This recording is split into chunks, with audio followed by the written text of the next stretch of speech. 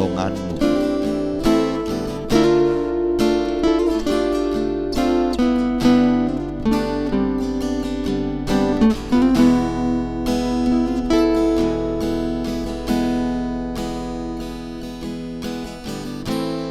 Hidup di dunia ini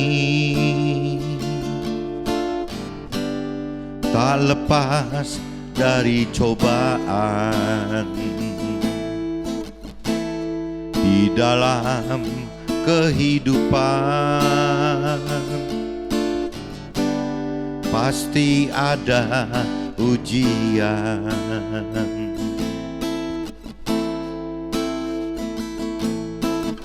Sabar dan tabah dalam menghadapi semua itu.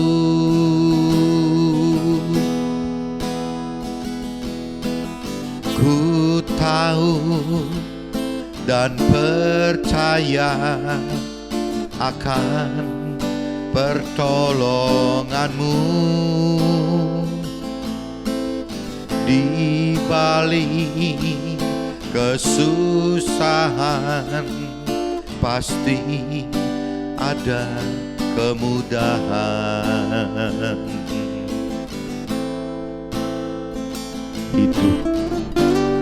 Hidup di dunia ini tak lepas dari cobaan. Di dalam kehidupan pasti ada ujian.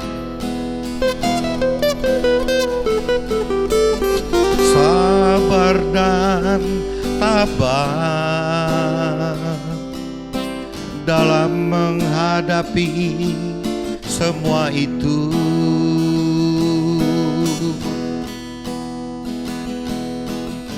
Ku tahu dan percaya akan pertolonganmu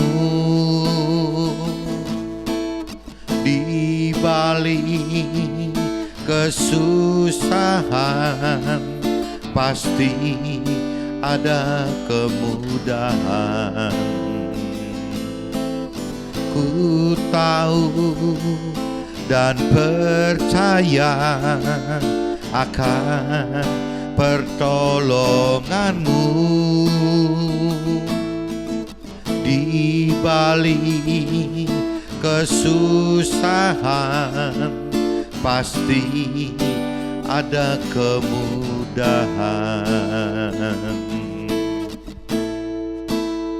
Sabar dan tabah dalam menghadapi semua itu. Ku perlu pertolonganmu Tuhan.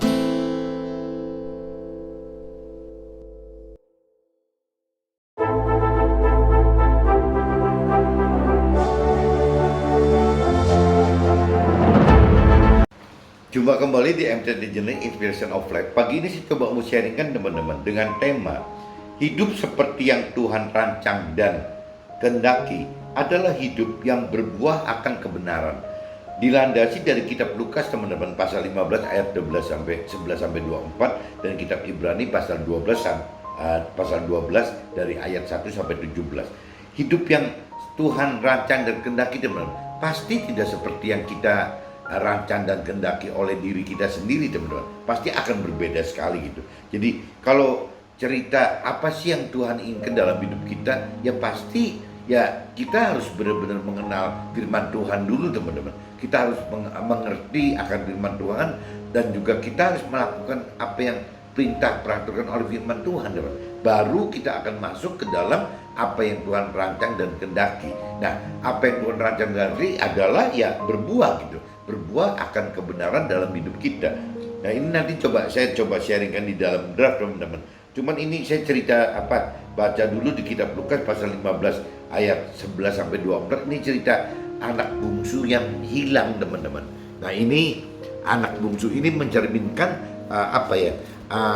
orang yang belum dewasa rohani sehingga dia memaksakan hidup dengan dari jiwanya si anak bungsu tersebut, teman-teman. Jadi pengen dengan pikiran perasaan kehendaknya si bungsu tersebut, akhirnya jadi tidak menghasilkan satu kebenaran, teman-teman. Untung si bungsu mau balik lagi kepada bapaknya untuk berbalik dan bertobat. Yang dikhawatirkan itu apabila seandainya si bungsu yang gengsi, ya akhirnya tidak mau berbalik dan bertobat. Nah ini kan jadi makin kacau. Ya akhirnya ya hidup tidak menghasilkan buah kebenaran, ya ujung-ujungnya ya pasti masuk ke dalam neraka, teman-teman. Nah ini saya coba baca dulu, teman-teman, di kitab Lukas pasal 15 ayatnya 11 sampai 24, teman-teman. Judul perikopnya ini total di dalam perikop ini sebenarnya 11 sampai 32, teman-teman. Tapi saya baca cukup sampai 11 sampai 24 saja. Nah, ini cerita perikopnya judulnya perumpamaan tentang anak yang hilang.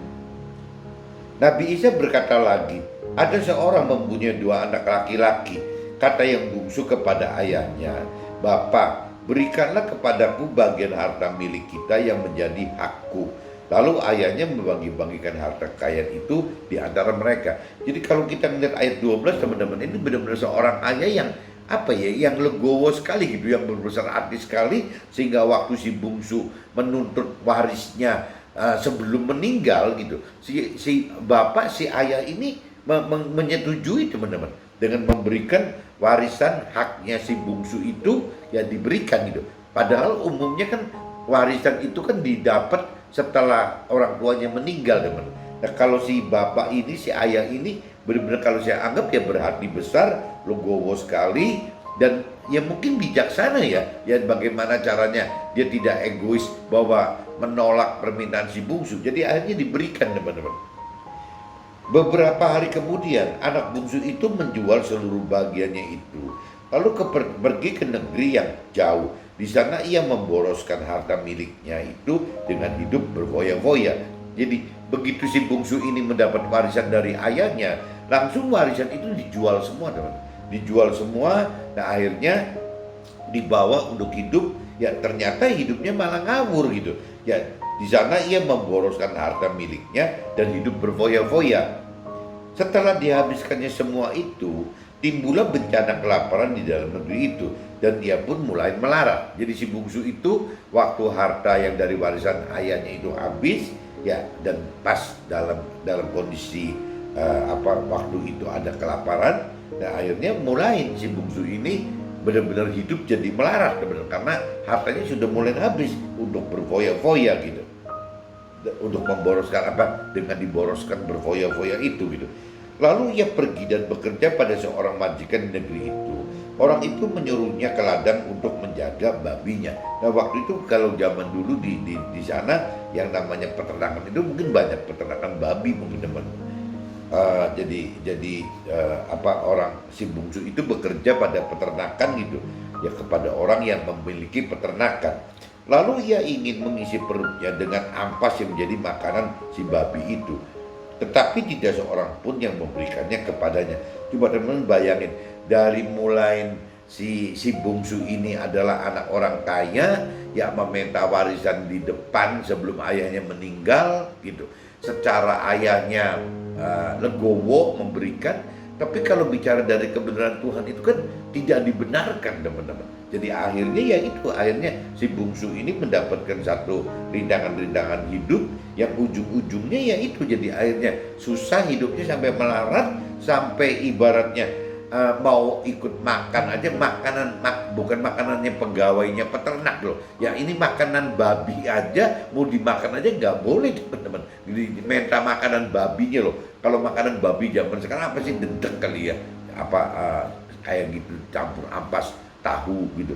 Nah itu aja diminta nggak boleh, teman-teman ya. Jadi harga seorang si bungsu gitu dibanding harga seekor babi, murahan si bungsu, teman-teman, saking melaratnya, saking susahnya gitu. Lalu ia menyadari keadaannya, katanya, Betapa banyaknya orang upahan bapakku yang berlimpah-limpah makanannya, tetapi aku di sini mati kelaparan. Nah, si bungsu mulai mikir teman-teman, ya untuk bisa kelaparan, untuk bisa makan aja, untuk minta makanan babi saja, makanan ternak aja nggak diizinkan gitu. Ya baik oleh majikannya maupun oleh pegawainya itu dilarang memakan makanan babi untuk manusia. Dan sampai akhirnya ya si bungsu jadi mikir, ya di tempat ayahnya gitu, ya banyak sekali pegawai ayahnya yang hidupnya itu jauh lebih makmur daripada si bungsu yang melarat ini gitu. Ya kalau urusan makanan pasti berlimpah-limpah gitu. Jadi si bungsu nyadari itu teman-teman. Nah, aku akan bangkit dan pergi kepada bapakku, ke ayahnya lagi, dan berkata kepadanya, Bapak atau ayah, aku telah berdosa terhadap sorga dan terhadap Bapak. Nah ini si bungsu ini bagusnya seperti ini loh teman-teman. Jadi waktu dia merasa bersalah gitu, dia mau berbalik dan bertobat. Yang dikhawatirkan itu banyak orang teman-teman udah bersalah tapi tidak mau berbalik dan bertobat karena gengsi, karena segala macam gitu, karena tegar tengkuk, karena bebal gitu. Itu banyak teman-teman orang yang tidak berbalik dan bertobat gitu. Jadi saya katakan di sini si bungsu memang salah gitu, tapi si bungsu benar gitu karena mau berbalik dan bertobat, daripada orang-orang yang sudah salah tidak mau berbalik dan bertobat. Ini kalau bicara presentasinya teman, jangan-jangan yang salah tidak mau berbalik dan bertobat itu lebih banyak teman dibanding yang bersalah mau berbalik dan bertobat. Nah ini cerita si bungsu itu mau berbalik teman-teman dan bertobat, ini mestinya udah lebih benar daripada tidak gitu. Nah si bungsu bahkan menyadari teman-teman dari pengalaman pahitnya dia hidup menggunakan warisan sampai berfoya-foya dan habis itu dia mikir bahwa ya aku akan bangkit dan pergi kepada ayah dan berkata kepadanya, ayah, bapak, aku telah berdosa terhadap sorga dan terhadap Bapak. Nah, di sini coba teman-teman simak, terhadap sorga. Maksudnya apa sih terhadap sorga gitu? Ya kembali lagi teman-teman, kalau bicara rumah kita bukan rumah kita nanti yang di akhirat. Rumah kita di sini pun, di dunia pun, yang bisa jadi sorga, bisa jadi neraka teman-teman. Nah, cuma karena si bungsu menilai bahwa rumah bapaknya, rumah ayahnya itu membawa keselamatan, ya maka si bungsu menyadari bahwa di rumah bapaknya ini, di rumah ayahnya ini adalah sorganya dunia teman-teman. Bagaimana bisa hidup benar di dalam rumah si ayahnya, bapaknya. Nah sama aja teman-teman, kalau diibaratkan nanti setelah kita meninggal, kita juga sama teman, kita bisa tinggal nggak di rumah ya Tuhan kita, Tuhan Allah kita di dalam surga gitu. Jadi ya kita mesti jadikan kita sebagai nanti anak bungsu ini dewasa, nikah dan menjadi seorang bapak, ya sama tugasnya bagaimana menjadikan rumah itu seperti sorga di dalam dunia ini teman-teman. Nah ini tergantung dari si orang tuanya gitu. Aku tidak layak lagi disebutkan anak bapak. Si bungsu sadar teman-teman. Dia katakan aku tidak layak lagi disebut anak ayah, anak bapak gitu. Jadikanlah aku sebagai salah seorang upahan bapak. Jadi si bungsu ini awalnya masih kanak-kanak rohani sekali, egois, akhirnya memisahkan diri dari ayahnya. Tapi ya bagusnya si bungsu itu mau berbalik, mau bertobat, dan mau menyadari teman-teman ya bahwa dia itu udah salah gitu. Jadi nggak pantas dia itu balik lagi ke ayahnya, ke bapaknya itu menyandang gelar sebagai anaknya gitu. Jadi dia udah terima itu teman-teman, bahwa si bungsu itu menerima bahwa ya sudah, kalau saya balik lagi juga nggak apa-apa jadi orang upahan ayahnya, bapaknya. Itu konsekuensi pertanggung jawab si bungsu itu nyata teman-teman, benar-benar nyata gitu. Jadi salah, dia hidup salah, tapi dia mau berbalik dan bertobat, dan memang gentle ya, dia benar-benar gentle bahwa kalau ayahnya, bapaknya nggak bisa nerima lagi, nggak apa-apa, ya saya anggap aja karyawannya itu, pekerjanya. Ini kan bagus sekali teman, karakter seperti ini gitu. Maka bangkitlah ia dan pergi pada bapaknya. Ketika ia masih jauh, ayahnya telah melihatnya, lalu tergerak hatinya oleh belas kasihan ayahnya itu, berlari mendapatkan dia, lalu merangkul dan mencium dia. Jadi si bungsu itu sebelumnya kan berpikir bahwa apakah kalau balik ke ayahnya nanti bisa di welcome gitu, bisa diterima dengan baik oleh ayahnya. Jadi si bungsu itu udah pikir panjang sekali teman-teman, ya bahwa kalaupun dia balik lagi tidak di welcome, tidak diterima sebagai anaknya, dia udah siap gitu, bahwa dia itu akan menjadi cuman pegawai ayahnya aja gitu. Dia udah siap sekali daripada dia bekerja di tempat peternakan orang lain gitu ya, untuk makan makanan ternaknya aja nggak bisa. Sedangkan kalau dia lihat anak buahnya ayahnya, bapaknya di dalam perusahaan si bapaknya ayahnya ini, ya berlimpah-limpah kok, jangankan makanan ternak gitu, makanan untuk apa anak buahnya pun berlimpah-limpah gitu. Berarti ya si bungsu itu sudah sadar gitu, mau berbalik, bertobat dan menerima, sudah siap menerima konsekuensinya. Tetapi di luar dugaan si bungsu teman-teman, waktu si bungsu balik terlihat gitu oleh karyawan dan bapaknya itu, nah timbul ya ketika masih jauh gitu, ayahnya telah melihatnya, lalu tergeraklah hatinya oleh belas kasihan. Jadi ayahnya melihat si bungsu itu bukannya marah atau ngusir atau gimana gitu, malah timbul belas kasihan. Memang si ayahnya baik sekali ya teman-teman. Kalau kita ngelihat dari cerita ini, ayahnya ini berbesar hati dan legowo sekali gitu. Lalu tergeraklah hati ayahnya itu oleh belas kasihan. Ayahnya itu berlari mendapatkan dia, lalu merangkul dan mencium dia. Nah ini perlambang teman-teman, ayah, bapak seperti ini itu tidak beda dengan Tuhan Allah terima kita teman-teman. Asal kita mau berbalik dan bertobat teman-teman, dan menyadari apa kesalahan kita gentle itu. Tuhan Allah itu membuka sekali seperti ayah atau bapaknya si bungsu ini teman-teman. Cuman problemnya tadi saya katakan, kadang-kadang orang yang sudah berbuat salah itu tidak mau sadar, tidak mau berbalik dan bertobat gitu. Itu yang repotnya gitu. Yang tidak mau berbalik bertobat itu karena bukan mereka tidak sadar gitu. Mereka sadar tapi gengsi teman-teman. Gengsi atau sudah kepalang salah dulunya gitu. Nah, jadi di sini jelas sekali teman-teman, menggambarkan cerita seorang ayah atau bapaknya si bungsu ini, menggambarkan karakternya Tuhan teman-teman. Bahwa Tuhan itu sangat welcome orang yang mau berbalik dan bertobat gitu. Jadi teman-teman kalau ikut sama Tuhan, jangan sampai punya perasaan gengsi sampai tidak mau berbalik dan bertobat teman-teman. Itu salah besar gitu. Ini sudah satu contoh bahwa si bungsu itu terhadap ayahnya berpikir secara positif, bahkan dia udah siap gitu, apabila kalaupun tidak di welcome ayahnya, siap menjadi pegawainya ayahnya. Tapi realitanya tidak teman-teman. Jadi kita juga mesti punya gambaran terhadap Tuhan Allah kita itu seperti itu teman-teman. Jadi tugas kita itu adalah kalau kita melakukan kesalahan, ya kita cuma cukup berbalik dan bertobat dan menerima konsekuensi apapun juga hukuman yang dari Tuhan Allah. Tapi hukuman Tuhan Allah tidak ada kalau dicerminkan oleh seorang ayah atau bapaknya si bungsu ini, tidak menghukum apa-apa kok. Ya dengan mau berbalik dan bertobat aja si bapak atau oynya udah happy sekali. Begitupun dengan Tuhan Allah teman-teman. Apabila kita melakukan kesalahan dan kita mau berbalik dan bertobat, Tuhan Allah itu akan happy sekali gitu, karena akan mendapatkan keselamatan di akhirat nanti gitu. Nah, kata anak itu kepadanya, ayah atau bapak, aku telah berdosa terhadap sorga dan terhadap bapak. Aku tidak layak lagi disebutkan anak bapak. Nah, sampai si bungsunya itu saking sadarnya sampai ngucapin gitu loh ke ayahnya gitu ya, bahwa kata anak itu, kata si bungsu kepada bapaknya, ayahnya itu, ya ayah atau bapak, aku telah berdosa terhadap sorga, terhadap rumahnya loh. Rumah yang benar itu malah ditinggalkan, jadi nggak keluar semua, dan terhadap ayahnya gitu ya, sebagai pemegang hak milik rumahnya itu gitu. Nah, aku tidak layak lagi disebutkan anak bapak. Jadi si bungsu itu sadar bahwa ya saya tidak pantas lah misalnya disebut anak bapak. Mungkin saya lebih pantas disebut pekerjanya bapak gitu loh. Nah, tapi apa jawaban ayahnya gitu? Tetapi ayah itu berkata kepada hamba-hambanya, lekaslah bawa kemari jubah yang terbaik, pakaikanlah itu kepadanya, dan kenakanlah cincin pada jarinya dan sepatu pada kakinya.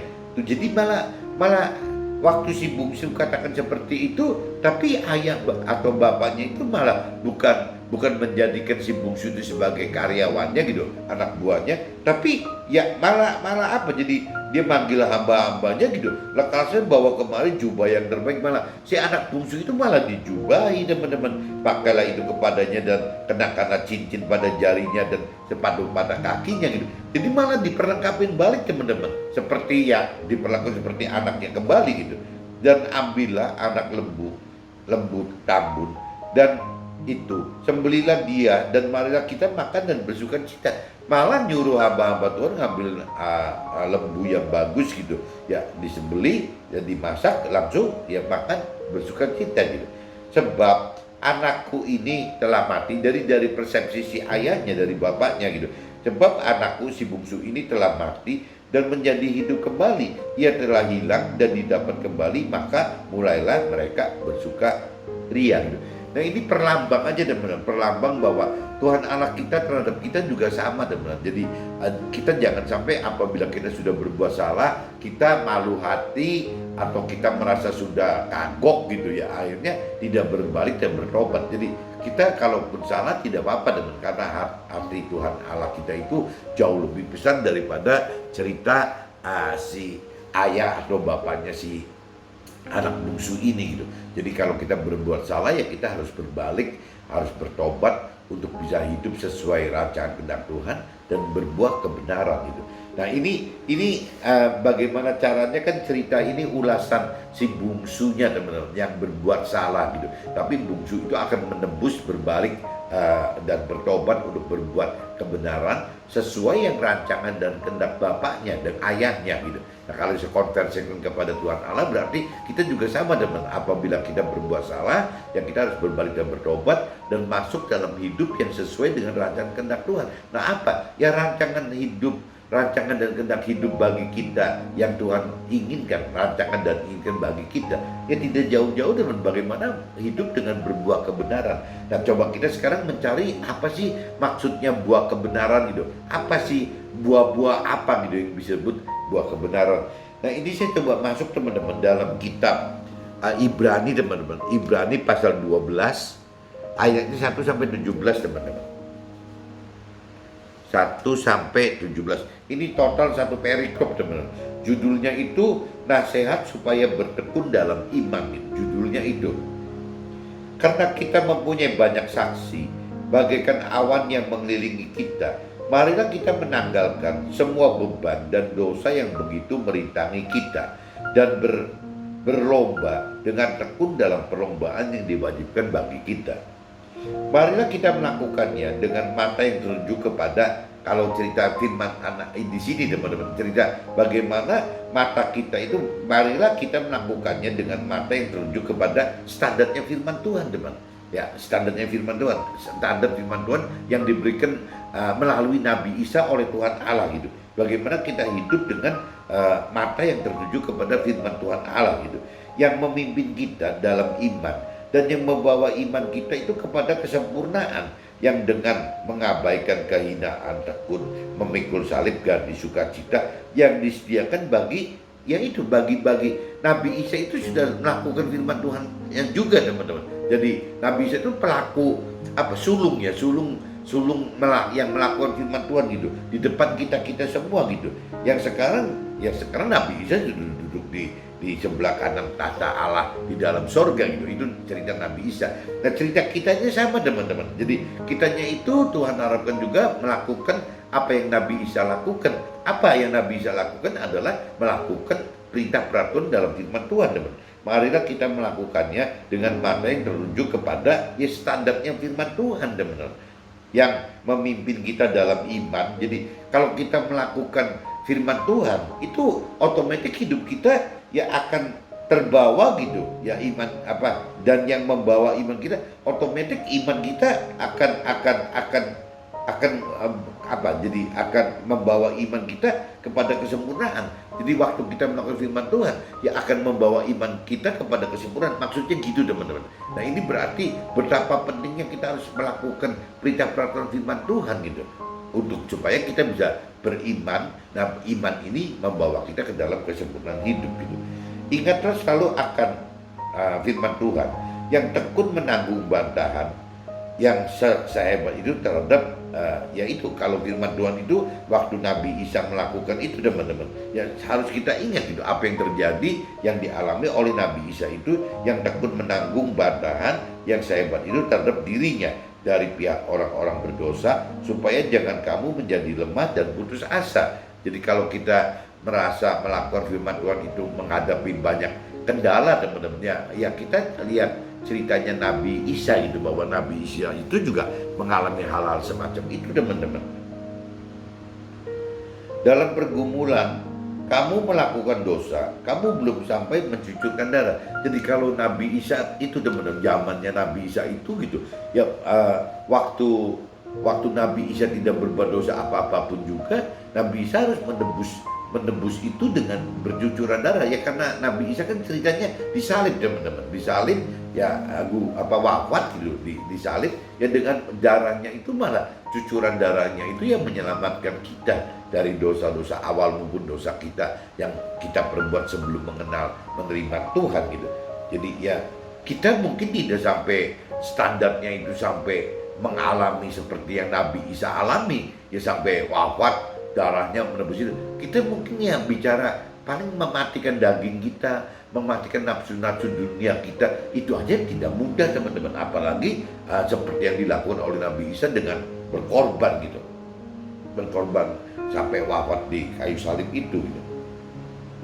Dan sudah lupakah kamu akan nasihat yang berbicara kepada kamu seperti kepada anak-anak?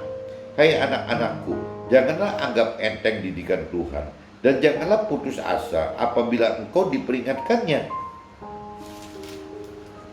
Karena Tuhan mengajar orang yang dikasihinya, dan ia menyesal orang yang diakuinya sebagai anak. Nah ini kadang-kadang orang banyak teman-teman beranggapan salah teman-teman, bahwa ikut Tuhan itu berarti tidak dihajar, tidak disesah gitu. Padahal kalau bicara dari firman ini, ikut Tuhan itu justru harus mengalami itu teman-teman. Yang mengalami apa dalam hidup itu seperti dihajar gitu, ya dalam hidup itu seperti disesah gitu. Harus seperti itu teman-teman. Nah ini kalau saya ulang lagi, dan sudah lupakah kamu akan nasihat yang berbicara kepada kamu seperti kepada anak-anak? Hai anak-anakku, janganlah anggap enteng didikan Tuhan, dan janganlah putus asa apabila engkau diperingatkannya. Nah ini dari ayat 5 aja sudah bicara begitu teman-teman. Nah kalau kita masuk ke ayat 6-nya, karena Tuhan menghajar orang yang dikasihinya. Nah teman-teman sadar nggak gitu, bahwa Tuhan itu malah menghajar kita kalau memang kita dikasihinya. Kalau kita tidak dikasihinya, mungkin dibiarkan teman-teman, tidak dihajar. Dan ia juga tidak cuma menghajar, tapi ia juga menyesal orang yang diakuinya sebagai anak. Nah kalau sampai kita mau kategori kita mau naik kelas dianggap sebagai anak, bukan sebagai hamba gitu, bukan sebagai karyawan Tuhan, bukan pekerjanya Tuhan, ya kita balik lagi bukan cuma dihajar, katanya firman harus disesah juga gitu. Harus disesah itu berarti kan harus menerima pukulan-pukulan hidup yang berulang-ulang kali teman-teman. Jadi dihajar dan menerima pukulan-pukulan berulang kali gitu, supaya menjadi anaknya, kelasnya naik gitu, menjadi anak, bukan sebagai hambanya gitu.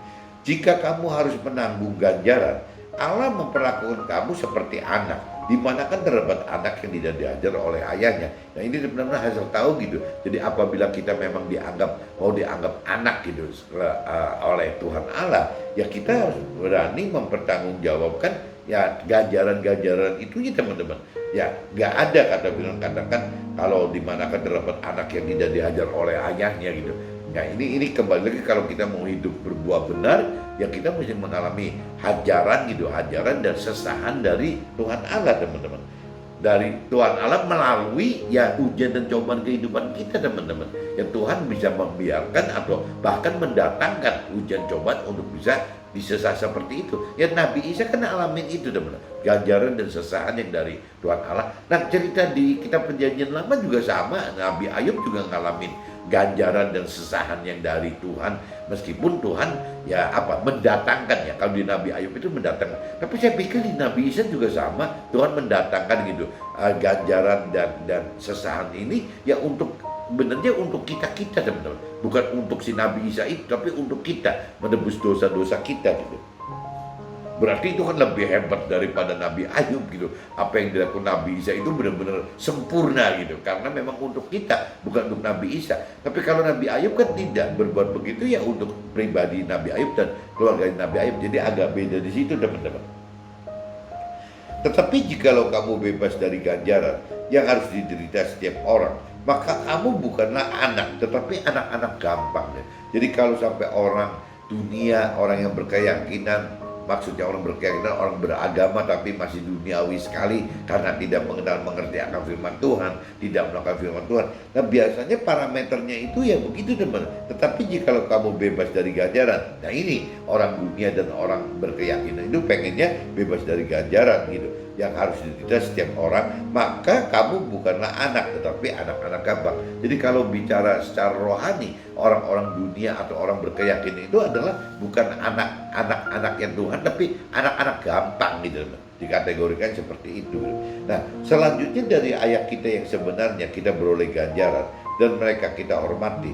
Kalau demikian bukan kita harus lebih taat kepada Bapa segala roh supaya kita boleh hidup. Jadi kalau kita misalnya taat kepada orang tua kita, kepada ayah kita, bapak kita, nah apalagi terhadap Bapa segala roh itu kan Tuhan Allah. Bagaimana kita tidak akan taat dan menghormati dan legowo gitu, menerima ganjaran sesaat yang dari Tuhan Allah itu gitu. Karena kita pasti satu saat iman kita akan sempurna, akan tahu bahwa apapun yang bentuk ganjaran dan sesaat yang dari Tuhan Allah adalah membuahkan kebenaran. Ya kebenaran untuk bisa maksimal masuk ke dalam keselamatan akhirat, tidak hanya dalam posisi masuk surga, tapi sebagai timnya Tuhan, keluarganya Tuhan, anaknya Tuhan di dalam kerajaan surganya Tuhan. Pengennya Tuhan seperti itu gitu. Sebab mereka mendidik kita dalam waktu yang pendek sesuai dengan apa yang mereka anggap baik. Tetapi dia mengajar kita untuk kebaikan kita, supaya kita beroleh bagian dalam kekudusannya. Nah ini diceritakan teman, kalau cerita ayah kita gitu, orang tua kita yang mendidik itu dalam waktu pendek. Kalau bicara dari sisi rohani teman, dari firman Tuhan. Kenapa pendek? Karena ya kembali lagi umur manusia itu ada batas 70-80 tahun atau mungkin maksimal 120 tahun gitu. Manusia hidup itu maksimal 120 tahun. Berarti selama 70, 120 tahun, apabila dinilai dari kacamata rohani, dari kacamatanya Tuhan, ya 70, 80 atau 120 tahun itu pendek sekali teman-teman. Karena kalau dibandingkan dengan kekal yang tidak berbatas itu loh. Jadi Tuhan selalu ajak kita untuk berpikir masuk ke dalam pola pikir yang kekal, bukan yang sementara 70, 80 atau 120 tahun gitu. Nah kalau kita udah berpikir kekal, ya ajaran orang tua kita, ajaran bapak atau ayah kita di dunia ini, ya singkat sekali teman-teman. Ya cuma 70, 80 atau 120 tahun itu gitu. Tidak bisa sekian persennya dari kekal yang memang tidak berbatas itu teman-teman. Memang tiap-tiap ganjaran pada waktu ia diberikan tidak mendatangkan sukacita, tetapi duka cita. Tetapi kemudian ia menghasilkan buah kebenaran yang memberikan damai kepada mereka yang dilatih olehnya. Nah ini di ayat 11 mulai nyata-nyata memang tiap-tiap ganjaran pada waktu itu, sesaat pada waktu itu, ia diberikan tidak mendatangkan sukacita. Ya pasti namanya ganjaran dan sesaat, dan kesesahan tidak menghasilkan sukacita, tetapi duka cita gitu. Nah tetapi kemudian ia menghasilkan buah kebenaran yang memberikan damai kepada mereka yang dilatih olehnya.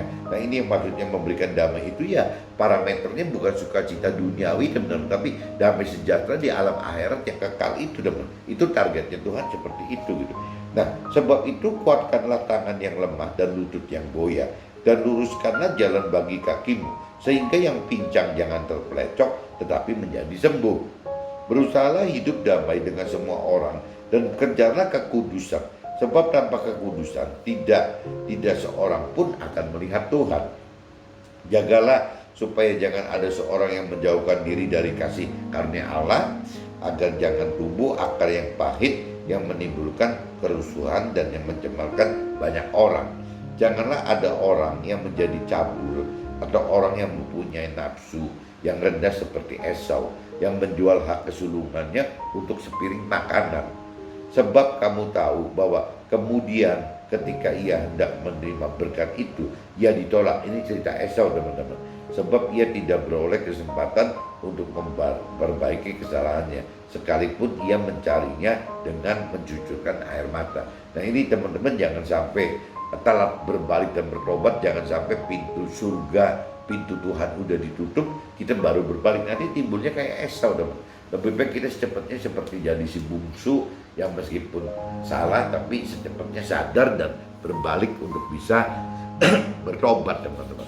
Nah ini saya sudah bacakan teman-teman di kitab Lukas pasal 15 ayat 11 sampai 24, dan saya juga sudah bacakan di kitab Ibrani pasal 12 ayat 1 sampai 17. Nah, ini saya coba masuk ke draft saya aja teman-teman. Firman dalam Lukas pasal 15 ayat 12. Kata yang bungsu kepada ayahnya, "Bapa atau ayah, berikanlah kepadaku bagian harta milik kita yang menjadi hakku." Jadi si bungsu menuntut ini teman. Lalu ayahnya membagi-bagikan harta kekayaan itu di antara mereka. Si bungsu meminta bagi waris. Ini cerita, kalau cerita si bungsu di dalam ayat di dalam Lukas, kitab Lukas pasal 15 ayat 12, seolah-olah si bungsu itu meminta bagi waris sebelum ayahnya meninggal dunia gitu. Ini adalah cerminan orang yang hidupnya pengenalan dan pengertian serta hidup dengan melakukan kebenaran hidup. Ya tapi kembali yang jadi apa, orang si bungsu ini ya melakukan pengenalan dan pengertian dan melakukan firman itu ya tidak ada teman-teman, karena si bungsu ini tidak mengenal itu, tidak mengenal akan kebenaran firman Tuhan, tidak mengerti akan kebenaran firman Tuhan, dan tidak melakukan kebenaran yang firman Tuhan perintah peraturkan teman-teman. Jadi kan yang ini yang disebut si bungsu ini ya masih anak-anak rohani sekali teman-teman, sehingga si bungsu melakukan hal itu yang dianggap si bungsu dianggapnya benar gitu loh.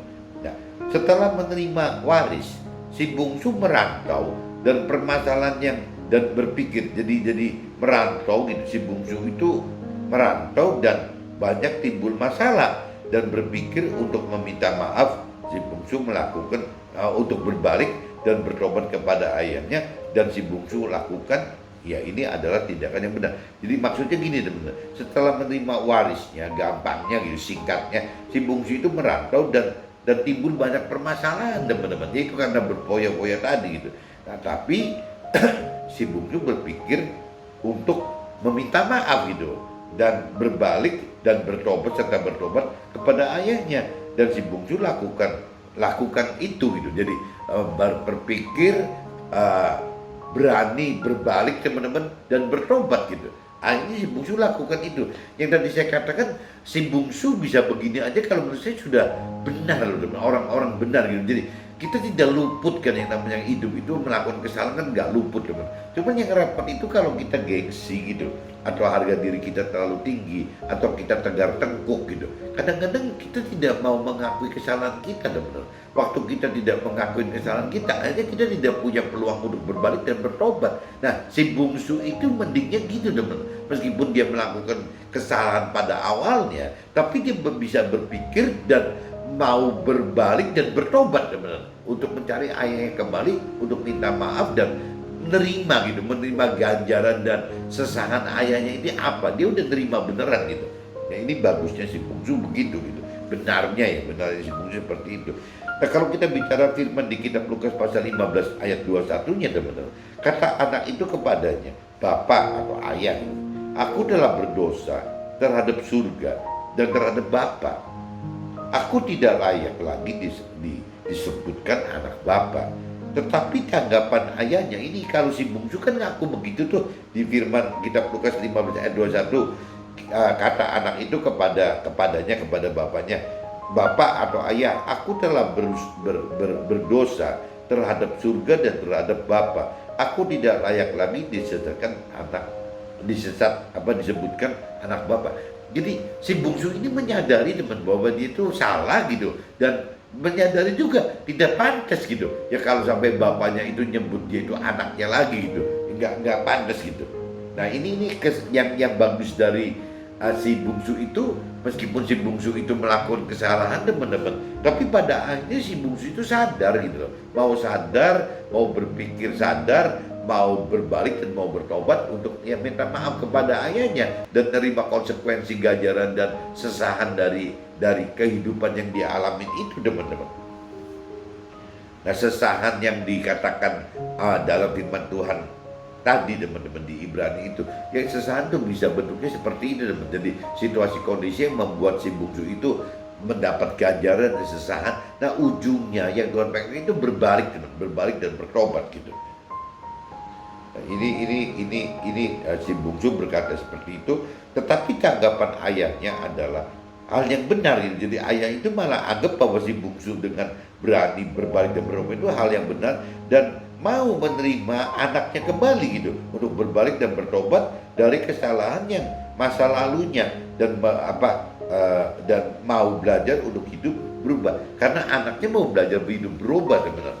Nah ini yang ayahnya mau mengampuni itu dan menganggap anaknya balik lagi, ya karena itu teman-teman. Tuhan Allah juga terhadap kita selalu begitu teman-teman, selalu setiap saat gitu standby untuk memberikan maaf kepada kita, dan dia tetap akan menyelamatkan kita teman-teman. Jadi bukan Tuhan kita itu tidak mengharapkan kita berbalik dan bertobat gitu. Tuhan itu ya tahu bahwa kita itu bisa bersalah, tapi Tuhan itu mengharapkan bahwa kita itu berbalik dan bertobat gitu teman-teman.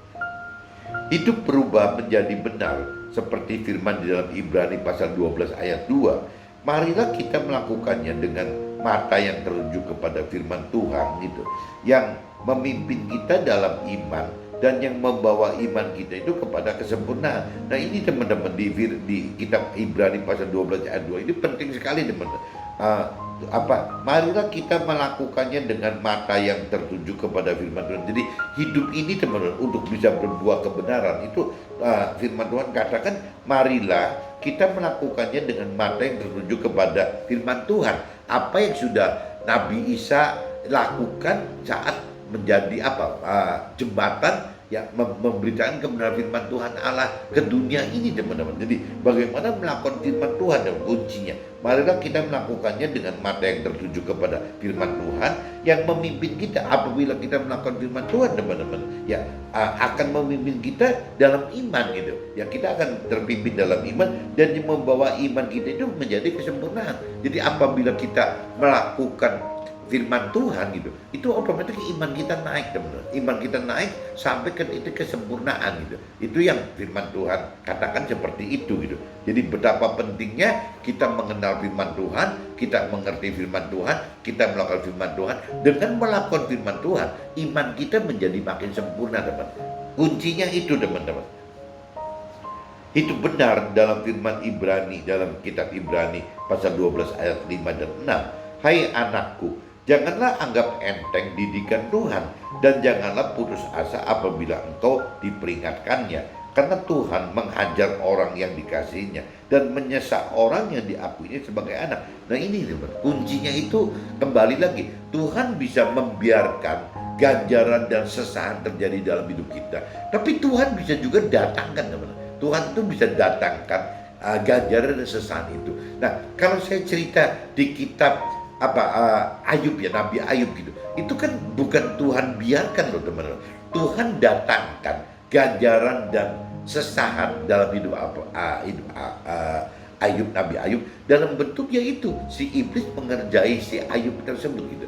Nah di Nabi Isa lebih-lebih teman. Nabi Isa itu bukan orang yang berdosa, bukan manusia berdosa gitu, tapi Tuhan pengen ya demi kita, demi manusia itu, demi tebus dosa kita manusia, dosa awal yang Adam dan Hawa perbuat, dan dosa yang selama kita berbuat sebelum mengenal kebenaran firman Tuhan gitu, itu ditebus oleh Nabi Isa teman-teman, dengan cara melakukan firman Tuhan teman-teman. Waktu Nabi Isa melakukan firman Tuhan, lah ganjaran dan sesaat dalam hidupnya Nabi Isa itu datang semua teman-teman, sampai berujung kepada wafat di kayu salib, sampai darahnya dipakai untuk menyelamatkan dosa-dosa kita gitu. Nah kita juga sama teman-teman, kita sebagai kita sebagai penerus dari si sulung Nabi Isa tersebut, kita juga harusnya mengalami seperti itu teman-teman. Kita ini dalam hidup ini akan mengalami ganjaran dan sesahan gitu, yang firman Tuhan katakan kalau ganjaran dan sesahan pasti tidak masalah sukacita teman-teman, pasti masalah sukacita. Justru itu cara tanda-tanda kita dalam jalannya yang Tuhan rancang kehendak itu, salah satu tandanya begitu teman-teman. Kita mendapatkan ganjaran dalam hidup kita, mendapat sesahan dalam dalam hidup kita, dalam bentuk yang penderitaan itu teman, dalam berduka cita itu gitu. Tapi waktu kita tetap ya dalam suasana situasi kondisi berduka cita, kita tetap mau mengenal Tuhan, kita mampu mengerti firman Tuhan, kita mampu melakukan firman Tuhan. Nah dari hal tersebut ya iman kita naik teman-teman. Cuma pertanyaannya, apabila kita mau mampu mengerti firman Tuhan dan mampu melakukan firman Tuhan, teman-teman, tanpa menghidupkan roh Tuhan di dalam kita, tidak mungkin mampu, teman-teman. Tidak mungkin mampu mengerti firman Tuhan, tidak mampu untuk melakukan firman Tuhan, teman-teman. Jadi kita harus menghidupkan roh Tuhan di dalam kita, sehingga kita akan mampu mengerti firman Tuhan. Dalam arti kata mampu melakukan firman Tuhan itu adalah mampu melakukan firman Tuhan sesuai dengan pikiran, perasaan, kehendak Tuhan, bukan seperti yang kita kendaki. Kalau yang kita kendaki itu takutnya nanti malah terkontaminasi sama keinginan rancangan kehendak duniawi tadi, teman, atau rancangan kehendak orang-orang yang berkeyakinan tadi gitu. Jadi kembali lagi ya apa sih kita firman di Ibrani pasal 12 ayat 5 itu ingetin gitu, hai anakku, janganlah anggap enteng didikan Tuhan dan janganlah putus asa apabila engkau diperingatkannya, karena Tuhan mengajar orang yang dikasihinya dan menyesal orang diakuinya sebagai anak. Nah ini ganjaran ini yang dialami Nabi Ayub, ganjaran dan sesaat ini juga selain Nabi Ayub juga dialami oleh Nabi Isa. Tapi kalau bicara hasil dari yang Nabi Ayub lakukan dengan Nabi Isa lakukan beda, teman. Kalau yang cerita Nabi Ayub lakukan itu ya dilakukan untuk Ayub sendiri pribadi maupun keluarga Ayub atau usaha Ayub gitu. Tapi kalau yang Nabi Isa lakukan, ya ini beda sekali, teman. Nabi Isa itu melakukan untuk kita semua gitu, bukan untuk dirinya Nabi Isa sendiri gitu. Nabi Isa itu tidak perlu apa-apa gitu melakukan itu. Nah ya mendapatkan ganjaran sesat itu ya demi kita, demi menyelamatkan dosa-dosa kita tadi, teman. Dosa yang awal yang dari Adam dan Hawa maupun dosa yang kita perbuat sebelum mengenal kebenaran firman Tuhan gitu. Nah ini yang teman-teman harus cermati gitu, bahwa Nabi Isa juga mengalami hal-hal yang begitu. Tapi apa sih, jadi jangan anggap enteng pencobaannya pasti akan berat, teman-teman. Dan juga diingatkan di sini ya kita pasti akan menghadapi hal yang berduka cita gitu. Nah, cuman ya memang ini tanda-tanda kebenaran hidup di dalam firman Tuhan ya seperti ini, teman-teman. Nah, buah kebenaran firman di dalam Ibrani pasal 12 ayat 11 gitu.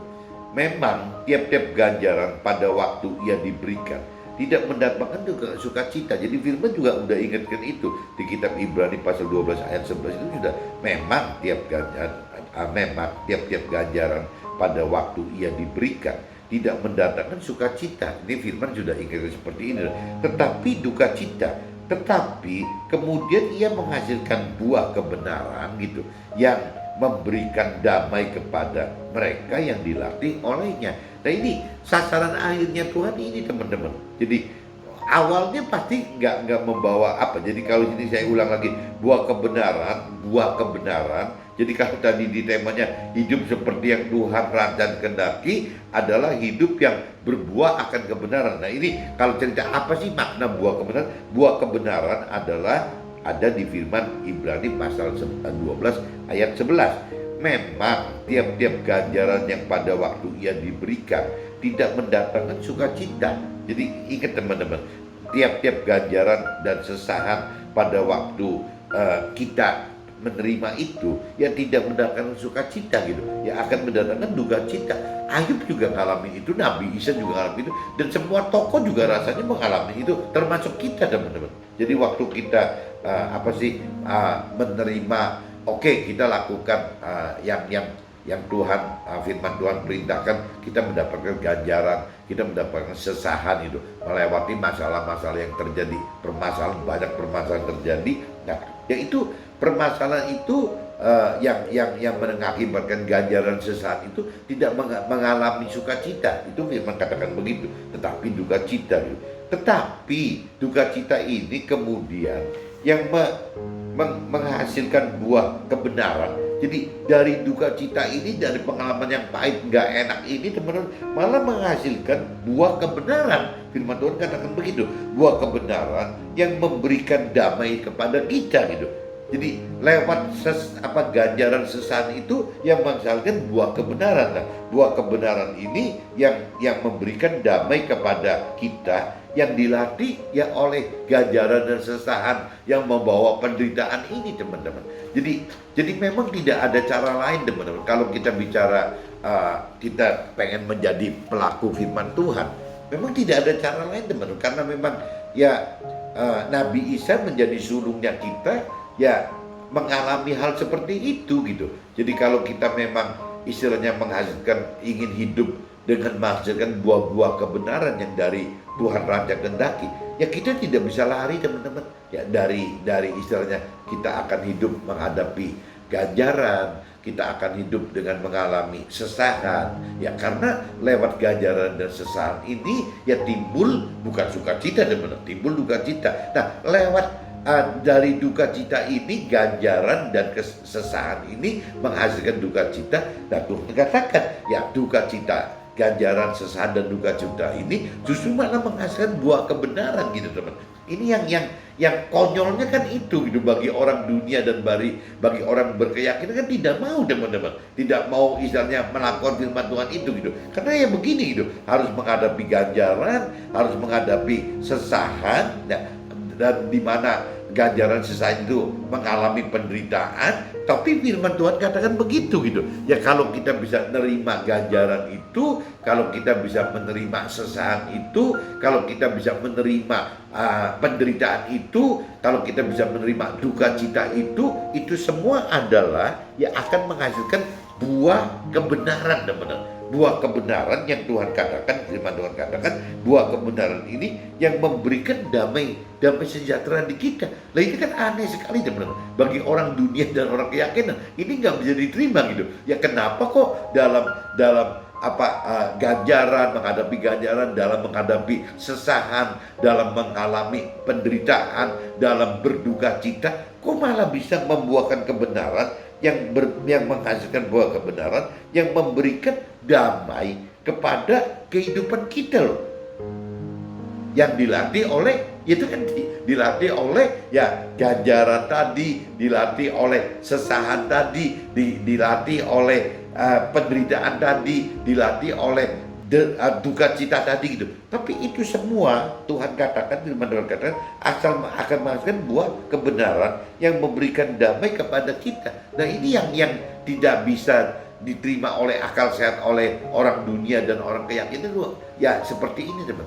Memang kebijakan Tuhan ini di luar akal sehat kita, teman-teman. Mudah-mudahan teman-teman bisa tangkap maksud saya pagi ini, sharing pagi ini. Jadi kembali lagi, hidup seperti yang Tuhan rancang dan kehendaki adalah hidup yang berbuah akan kebenaran, teman-teman. Ya dengan cara yang tadi, ya kita harus kuat menanggung ganjaran, sesahan, penderitaan, duka cita, karena itu semua ya justru akan menghasilkan buah kebenaran yang berupa damai gitu, damai sejahtera sampai di alam akhirat. Kita akan mendapatkan keselamatan akhirat. Oke teman-teman, see you, bye-bye.